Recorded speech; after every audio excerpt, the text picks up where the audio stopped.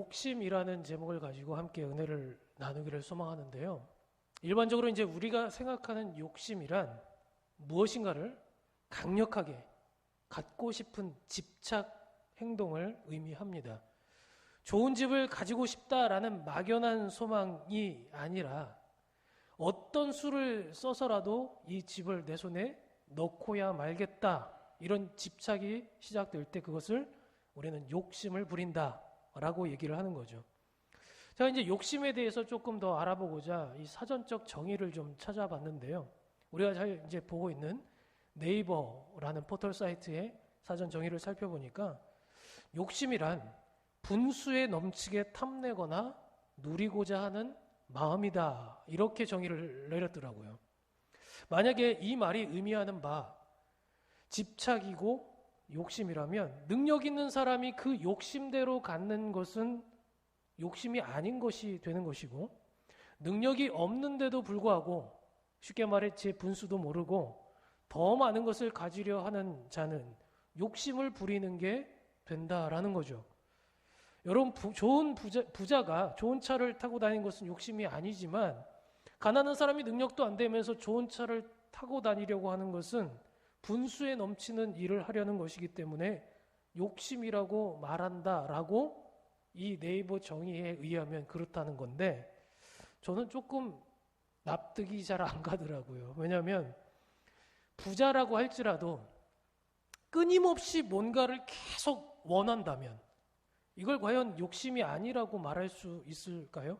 엄연히 말하면 그것도 욕심이겠죠. 그래서 저는 조금 이 정의가 옳지 못하다 생각하고 다른 사전을 좀 살펴봤더니 위키백과사전에서는 이렇게 정의를 했습니다. 욕심은 기본적인 생존과 편리를 훨씬 뛰어넘어 자기 자신을 위한 의도로 재산과 재물 혹은 추상적 가치가 있는 물건을 소유하려는 적절치 못한 욕망. 야, 이게 무슨 말이에요? 벌써 넋이 좀 이렇게 나가신 분들 있을지 모르겠는데, 간단하게 지금 제가 설명을 드리면, 사람이 살아가는데 꼭 필요한 것 그 이상을 나를 위해서, 나만을 위해서 더 가지려고 하는 그것이 욕심이다라는 거죠. 그렇게 따지면 살아가는 것조차 아주 가난한 사람들을 제외하고 욕심이 없다라고 말할 수는 없을 것 같습니다. 우리 집 둘째 아이가 이제 2살이 딱 됐거든요. 근데 이제 첫째와 달리 이 둘째가 먹을 것을 좀 좋아합니다.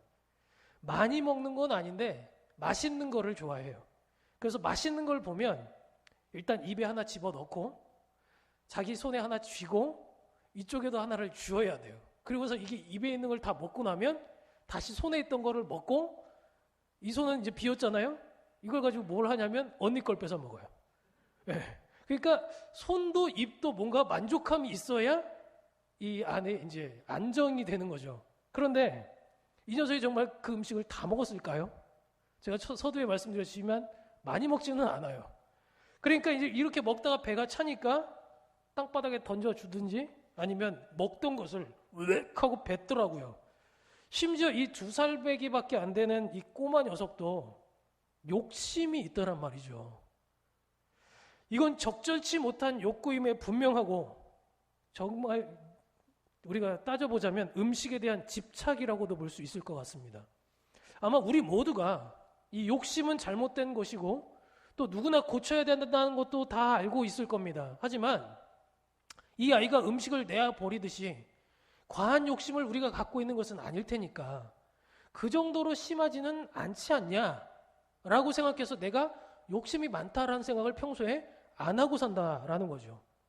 마치 오늘 본문에서 욕심이 잉태해서 죄를 낳는다고 했으니까 현재 내가 갖고 있는 욕심의 정도는 아직 죄를 갖고 있는 정도는 아니겠지라고 스스로를 위로하면서 우리가 살아간다라는 거죠. 하지만 저는 오늘 본문이 말하는 욕심이 이런 일반적인 집착이나 분수에 맞지 않는 그런 욕구와는 다르게, 왜 우리가 이 욕심 때문에 가장 심각한 상태인 사망에 이르는 문제까지 이르게 되는지, 그것에 대해서 지금 좀 나누고자 합니다. 오늘 본문을 욕심이라고 번역하는 것이 좀 저는 아쉽다라는 생각이 좀 들었어요. 왜냐하면 이 단어를 영어로 번역하면 greed, 원한다라는 뜻의 greed라는 단어를 쓰지 않고 욕망을 의미하는 desire라는 단어를 썼기 때문입니다. 이 욕망이라고 말하니까 뭔가 안 좋은 욕심의 종류를 말하고 있는 것 같은데 사실은 이 단어가 의미하는 바는 선한 욕심, 선한 원하는 것들, 악한 원하는 것들, 이 모든 것들을 통틀어서 의미하고 있어요. 이제 제가 아까 제 서두에 새해를 준비해야 된다 그랬는데 여러분 새해에 대한 소망 다 갖고 계시죠? 네. 아마 이제 송구영신 예배 때 기도 제목들을 하나씩 다 갖고 나오실 텐데 나는 아무런 소망이 하나도 없어요. 목사님 저는 아무것도 필요 없어요. 다 갖고 있어요. 괜찮아요. 이런 분들 혹시 있으세요? 뭐 무소유도 아니고 그죠? 네. 우리는 그렇지 않잖아요. 만약에 우리가 어떤 바램을 내가 원하는 것들이 있다는 것 때문에 죄를 짓게 되고 그것 때문에 죄의 결과가 결국은 사망에 이르게 된다면 지금 여기 앉아있는 모든 분들 또 저도 누가 자유할 수 있겠습니까? 하나 어머니가 이런 얘기를 하더라고요. 나이가 좀 있으신 분이에요. 저는 목사님 정말 욕심이 없습니다. 저는 그저 가난하게 남에게 손 벌리고 싶지 않을 정도로만 살면 돼요. 우리 애들이 다 학교에 잘 다녀서 이후에 말년에 손 벌리지 않고 내 노후 준비만 잘 하면 됩니다. 아이고 집이야 뭐 있으면 좋겠지만 뭐 얼마나 크면 되겠어요. 1년에 우리 식구들 한번 모이면 불편함이 없을 정도로 방이 한 서너 개 정도 있으면 좋겠고 제가 수영을 좋아하니까 실내에는 수영장이 좀 있으면 좋겠고 마당에는 자동차에 눈비를 맞추는 일이 없도록 차고가 좀 하나 있었으면 좋겠어요. 저는 정말 욕심이 없지 않습니까? 여러분 어떻게 생각하세요? 이 바람이 정말 욕심이 없어 보이십니까? 하지만 저는 이런 과해 보이는 이런 원함조차도 사실은 죄를 짓게 만들 거라고 생각하지는 않습니다. 왜냐하면 대부분 생각에만 머물지 그것을 위해서 막 뭔가를 하지는 않기 때문이죠. 대부분의 사람들이 바라는 것은 이런 탐욕스러운 욕심도 아니고 아주 소박한 것들이에요. 그렇기 때문에 우리가 원하고 바라는 것이 언제나 욕심이라고 해서 죄를 낳는다라고 말할 수도 없을 거고 그래서 나쁘다고 말할 수도 없을 겁니다. 따라서 오늘 지금 야고보 사도가 우리가 분수에 넘치는 것이든 아니면 소박한 것이든 너희들은 원하는 것을 아예 가지면 안 된다. 이 얘기를 하고 있는 것이 아닙니다. 본문이 말하는 바, 이 욕심이라고 말하는 이 원함은 하나님, 우리 하나님과의 관계 속에서 불신을 나타낸 것과 아주 밀접한 관계를 맺고 있습니다. 그러니까 이 욕심이 결국은 하나님을 믿지 못하게 만드는 결과를 낳게 된다라는 거죠. 야고보 사도는 말하기를 시험을 받는다, 고난을 받고 있다 할 때 하나님께로부터 그 시험을 받는 것처럼 말하지 말라 그랬어요. 왜냐하면 하나님께서는 절대로 악한 의도로 우리를 시험에 빠뜨리고 넘어뜨리고 그런 분이 아니기 때문이죠. 하나님은 어떻게 우리를 어렵게 만들고 힘들게 만들고 보복하고 우리가 잘못했을 때 그래서 저 녀석 잘못되는 걸 보면서 힘들어하는 걸 보면서 기분이 좋아서 껄껄 웃는 그런 분이 아니다라는 거예요. 정말 힘들고 어려운 시기를 지날지라도 우리가 가져야 될 자세는 뭐냐면 하나님께서 선한 마음을 갖고 있다. 하나님은 선한 계획을 갖고 있다는 그분의 의도를 절대 의심해서는 안 됩니다. 그런데 문제는요. 가끔 우리가 살다 보면 이런 하나님의 선하심을 의심하게 만드는 일들이 벌어질 때가 많다는 거죠.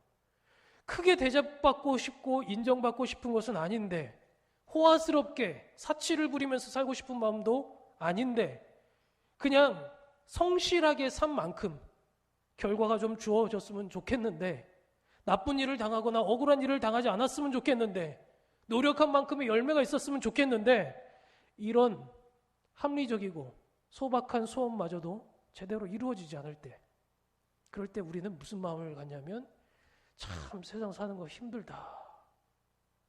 참 힘들다. 이 생각이 들어요. 오히려 악하고 모질고 이기적인 사람이 성공하는 것 같고 믿음으로 살아봐야 계속 실패하고 손해만 보는 것 같을 때 그래서 하나님의 선하심을 믿고 인내하기보다는 오히려 믿음이라는 거 다 의미 없고 대충 살고 싶은 충동이 느껴질 때 그럴 때 있잖아요.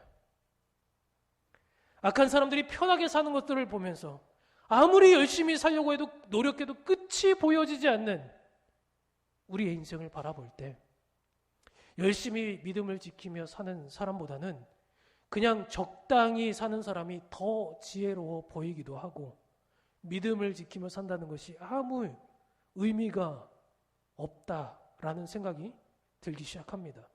그래서 마음에 각오를 다져요.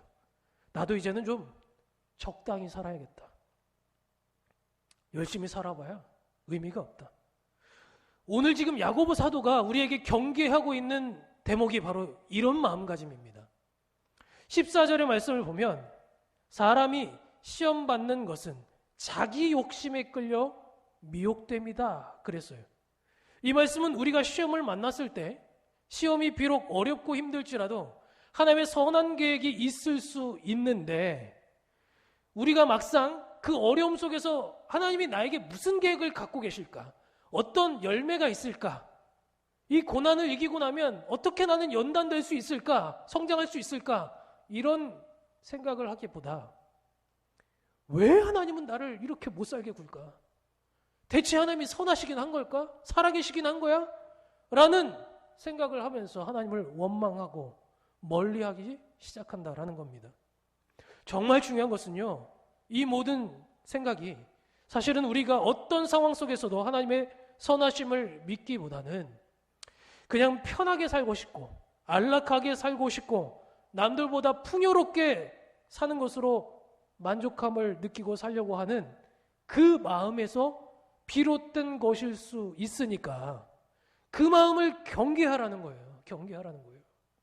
주님을 영화롭게 하려는 그 마음보다는 나를 영화롭게 하려는 그 마음이 커진다면 우리는 주어진 고난이 유익하다라고 말하기보다는 즐거워할 수 없는 고통스러운 상황밖에는 되지 않을 겁니다.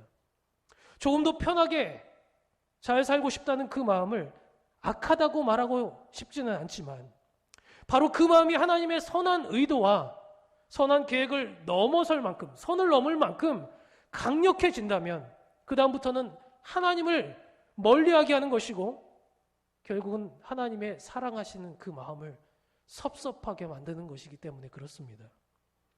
사실 우리는 고난을 인내하고 잘 살아보려고 노력하는데 이렇게 노력하다가도 갑자기 불쑥 이게 어느 날 갑자기 찾아오잖아요. 불뚝 튀어나와요. 갑자기 속이 상하는 거예요. 억울한 건 그런 거거든요. 계획적으로 억울하진 않잖아요. 열심히 사는데도 일이 잘 안 풀려서일 수도 있겠고 별로 믿음으로 사는 것 같지 않은데 잘 풀리는 사람들을 볼 때 이 마음이 불뚝하고 튀어나오는 거예요.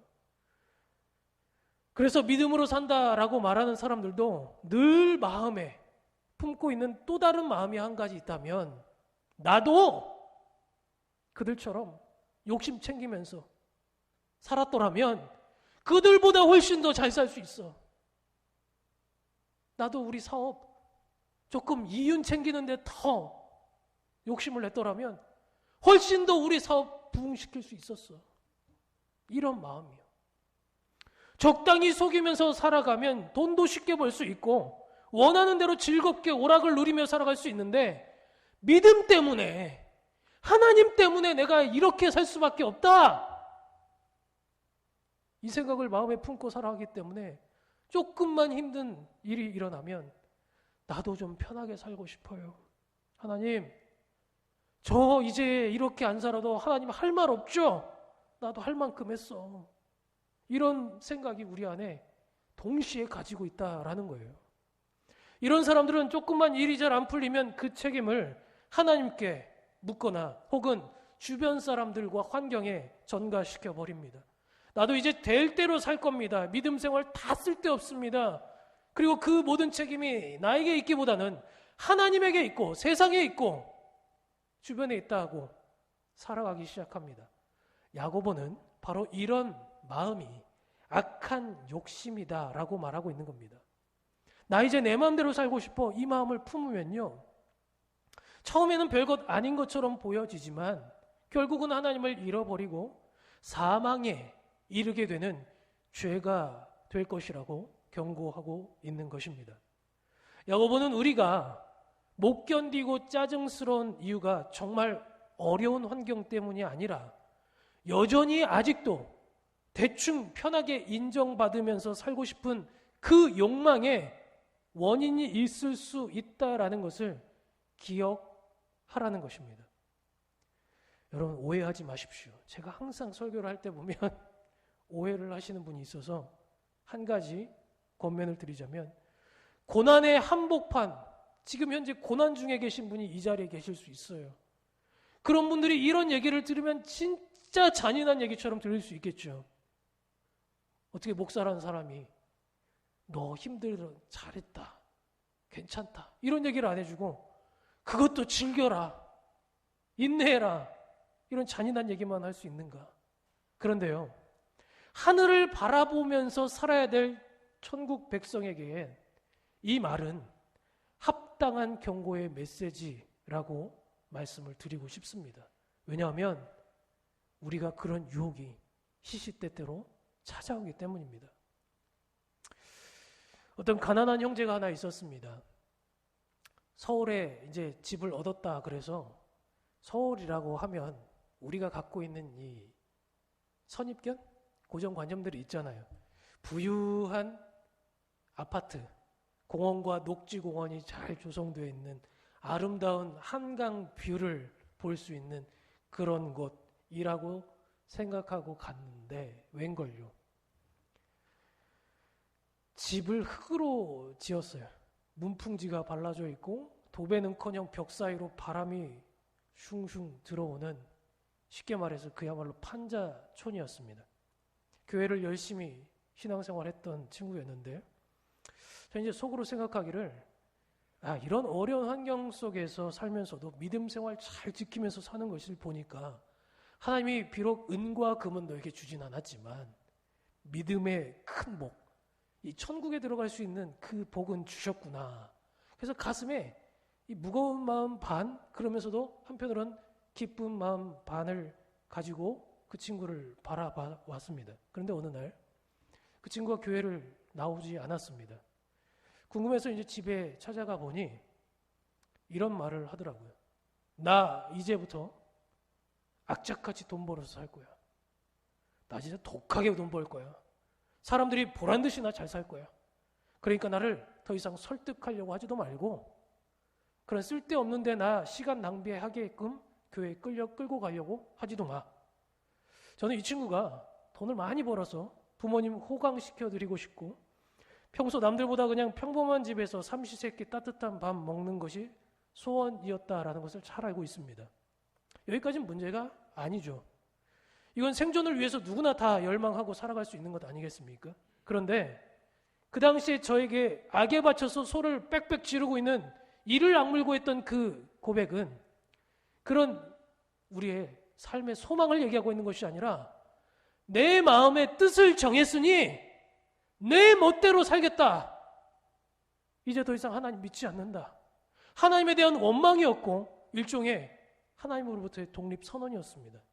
나 어떻게든 악착같이 수단과 방법을 가리지 않고서라도 돈 벌어서 성공할 거야 라고 말했던 그의 고백은, 진짜 하고 싶었던 그의 의미는, 아무리 믿음 좋게 살려고 해도 일은 안 풀리니까 나 이제 그런 삶의 노선은 선택하지 않겠다, 내 멋대로 살아보겠다 라고 말했던 그런 고백이었다라는 것입니다. 저는 바로 이것이 위험한 생각이라고 여러분들에게 말하고 싶습니다. 결국은 그 친구는 교회를 떠났습니다. 너무 힘들어서 악에 바쳐서 한 말이라는 것 정도는 이해 가겠지만, 야고보 사도는 절대 그런 마음을 가져서는 안 된다라고 경고하면서 이것이 우리를 영원한 침체에 빠지게 만든다, 그리고 그것이 곧 사망에 이르게 될 것이다 라고 말씀하고 있습니다. 여러분의 치열한 영적 전투를 제가 가볍게 생각해서 에이 나도 모르겠다 하고 불뚝불뚝 솟아오르는 생각들을 가리켜 여러분 그렇게 살면 안 돼요 라고 여러분들을 쉽게 판단하고 정죄해서 제가 드리는 말씀이 아닙니다. 사실은 이 설교는 제 자신에게 하고 싶은 설교입니다. 별로 그렇게 지금까지 살면서 대단한 희생을 한 것도 아니고 하나님을 위해서 찢어지게 가난하게 살아본 적도 없는데 때로는 삶에 이따금씩 찾아오는 그 무게들이 좌절하게 만들고 하나님을 바라보며 원망하게 만들고 가끔은 내가 목회자가 아니었더라면 내가 평범한 직장인이었더라면 이런 생각들을 하면서 있는 저의 모습을 바라볼 때 전능하신 하나님의 선하심을 믿기는 한 건지 의심스러울 때도 있는 저의 모습이 한심하고 부족하다는 생각이 들 때도 있습니다. 그런 저에게 주님께서 말씀하시는 것 같습니다. 정말 악에 바치도록 힘들었어. 최선을 다했어도 안 돼서 그런 것이 아니라 네가 끝까지 가보지도 않고 할 만큼 했다라고 생각하고 남들보다 네가 조금 더 했다라는 그 이유 때문에 판단하고 비교하고 악한 마음을 갖는 것, 그 이유가 너를 힘들게 만드는 것 아니겠는가? 피 흘리게까지 싸운 적도 없으면서 나도 이만큼 했으면 된 거 아니냐라는, 그래서 이젠 좀 누려보고 싶다라는 그런 생각이 결국은 예수 그리스도를 놓게 만드는 욕망이라면 언젠가는 그것이 저를 무너뜨리게 만들 것이고 제가 가지고 있던 모든 신앙을 송두리째 무너뜨리게 만들 것입니다. 말씀을 정리하기 원합니다. 우리가 주님이 주신 은혜가 얼마나 놀랍고 큰 것인지를 알고 깨달은 사람이라면 비록 사람들이 알아주지 않는다고 할지라도 어떻게 그 길을 감히 그만두고 내 멋대로 조금 더 편하게 살아보겠다라고 말할 수 있을까요? 그건 사실 주님의 나라와 주님의 영광이 아니라 이 세상의 풍요와 안락에 좀 더 눈을 돌렸기 때문이 아닐까요? 이것이 바로 우리에게 악한 욕망이 되고 이것이 우리 안에 잉태가 되어졌을 때 죄가 되어진다는 거죠. 그리고 그 죄는 하나님과의 관계를 단절시킬 것이기 때문에 결국은 죄를 해결하지 못하고 우리가 사망에 이르게 된다라는 결론이 이루어지게 되는 것입니다. 사랑하는 성도 여러분, 여러분의 삶이 얼마나 고달픈지 어떻게 제가 또 감히 이루 말할 수 있겠습니까? 그러나 그럼에도 불구하고 믿음의 여정을 걷고 계시는 믿음의 동역자들에게 권면드리고 싶습니다. 그런 욕망이 솟을 때 십자가로 주님의 사랑으로 다시 한번 돌아가셔야 합니다. 은혜의 때로 돌아가셔야 합니다. 왜냐하면 우리의 삶은 100년의 삶을 향수하는데 끝나는 것이 아니라 영원에 있기 때문입니다. 주님은 우리에게 비록 이 땅 가운데 살면서는 고난과 핍박과 억울함과 눈물과 고통과 병듦과 모든 약함이 있다 할지라도 그것들을 다 청산하고 모든 것들을 완전하게 누릴 수 있는 그 나라를 이미 우리에게 선물로 주셨기 때문입니다. 이제 2022년도 새해를 작정하시면서 우리의 원함 속에 주님의 원함이 같이 깃들어 한 걸음 한 걸음을 내딛어 동행할 수 있는 희망찬 내년이 되어질 수 있기를 주님의 이름으로 축복합니다. 기도하겠습니다. 하나님 아버지 감사합니다. 하나님 정말 그렇습니다. 각자의 인생의 무게가 서로 다 다르겠지만 어느 누구도 가벼운 인생의 무게라고 생각되지 않을 만큼 우리는 응애하고 태어나는 순간 그부터 눈을 감는 순간까지 한숨과 고통의 나날입니다. 그러나 그때부터 그때마다 하나님을 더 의지하고 하나님의 선한 계획을 신뢰하고 나아갈 수 있기를 원합니다. 우리가 포기하지 않도록 도와주시고 성령님 날마다 우리에게 새 힘 공급하여 주셔서 아버지 첫사랑을 다시 회복하여 주님의 그 은혜에 감격하여 살아갈 수 있는, 그래서 오늘을 든든히 이기고 남을 수 있는 우리들의 모습들이 다 될 수 있도록 주님 붙잡아 주시옵소서. 예수님의 이름으로 감사하며 기도합니다. 아멘.